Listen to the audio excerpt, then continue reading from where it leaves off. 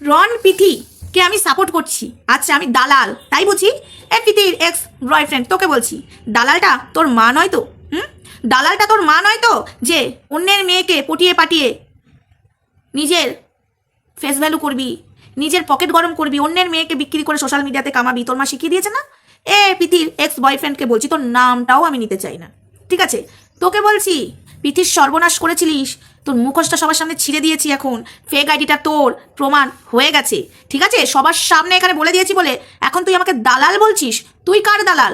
রন পিথির মধ্যে অশান্তি হয়েছে, কি হয়েছে আমরা বলবো, রন পিথি বুঝবে, আমাদেরও বলা সাজে না। লোকে নানান কথা বলছে বলে তাই বলতে বাধ্য হচ্ছি যে রন পিথির মধ্যে এমন কিছু হয়নি যে তারা পুরোপুরি আলাদা হয়ে যাবে। অনেকে রটিয়েছে, ডিভোর্স হয়ে গেছে, অনেকে বাজে বাজে কথা রটিয়েছে, সেটা নিয়ে প্রতিবাদ করছি। এবং রন পিথির ফাটল ধরাতে চাইছে, যেটুকু অশান্তি হয়েছে তার থেকে বেশি বাড়াতে চাইছে বলে বলছি। তাছাড়া আমাদেরও বলা সাজে না। কিন্তু তুই কেন ঢুকেছিস? তুই কেন ঢুকেছিস রণপ্রীতিকে নিয়ে কথা বলে?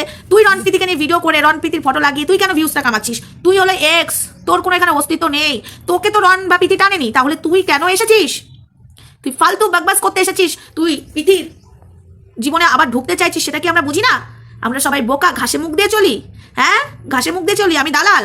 আজকে তোকে এবার ধোবো। রণপ্রীতিকে নিয়ে আমি পরে কন্টেন্ট করবো। তোমাদের কাছে একটা সুন্দর সুখবর আছে, ঠিক আছে? রণপ্রীতিকে নিয়ে একটা সুখবর আছে, তবে আজকে সেই সুখবরটা পাবে না, আমিই দেবো সেই সুখবরটা, কিন্তু আজকে পাবে না। আগে আমি একে ধোবো, কারণ এ আমাকে অনবরত বাজে কথা বলেই চলেছে। তুই কি ভাবিস তুই কতগুলো ফেক আইডি খুলে রেখেছিস আমি ধরতে পারবো না? তুই পিথির নামে ফেক আইডি খুলে বাজে বাজে পোস্ট করছিলিস, সেটা আমিও প্রথমে মানে বুঝতে পারিনি যেটা তুই। যখন ভালো করে যাচাই করা হলো তখন বোঝা গেল সেটা তুই। তারপর তোকে ধুয়ে দেওয়ার পরে তোর এখন গায়ে লেগে গেছে আমি দালাল। তো দালাল মনে হচ্ছে আমাকে? আয় তোকে আজকে বোঝাবো। হাই ফ্রেন্ডস, সোমা ওয়ালে তোমাদেরকে অনেক অনেক স্বাগত আর অনেক অনেক ভালোবাসা। চলে এসেছি আবার একটা ভিডিও নিয়ে তোমাদের সামনে। আমি নাকি রন পিথির দালাল, আমি নাকি পিথির হয়ে দালালিগিরি করছি, রনের হয়ে দালালিগিরি করছি, এই কথাটা ও কেন বলবে? ও এই কথাটা কেন বললো? আর ওর কেন মনে হলো আমি দালাল? কারণ সত্যিটা সবার সামনে তুলে দিচ্ছি এবং পিথির মনে জায়গা নিতে পারছিস না, তাই তোর মনে হচ্ছে আমি দালাল। তোর জন্য না পিথির এক কোনো মনে জায়গা নেই, কারণ তুই পিথিকে সোশ্যাল মিডিয়াতে এক কথায় উলঙ্গ করেছিস, এক কথায় ওকে বাজে মেয়ে ছেলে বানিয়ে দিয়েছিলিস।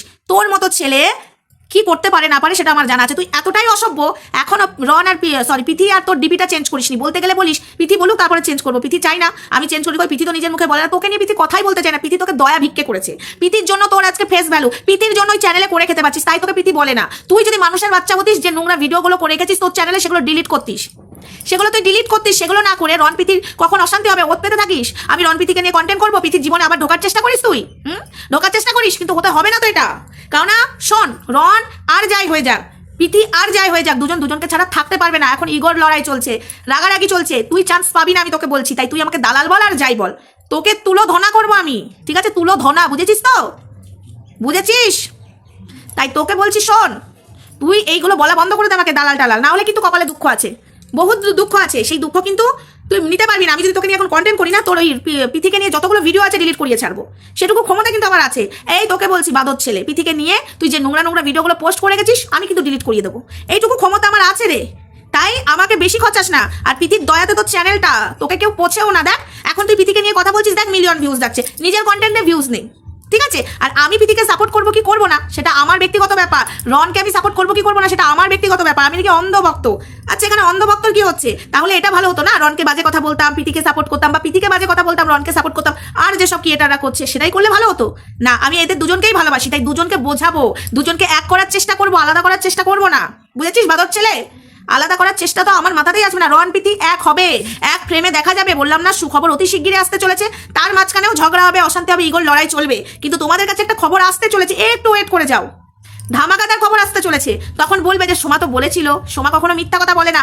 আর যারা যারা এখানে মজা নিচ্ছ রন পিথির অশান্তিতে, মজা নিও না, কারণ ফায়দা নেই মজা নিয়ে। কারণ অশান্তি স্বামী স্ত্রীর মধ্যে হতেই থাকে, সেই অশান্তিতে কেউ যদি মনে করো ফায়দা নেবো, বেকারে মানে লাস্টে দেখা যাবে তোমাদের মুখেই ঝামাটা পড়লো, তোমাদের মুখটা একদম ঝামা দিয়ে ঘষা পড়লো। তাই মজা নেওয়ার কিছু নেই, তোমাদের ঘরেও অশান্তি হয়, ঠিক আছে?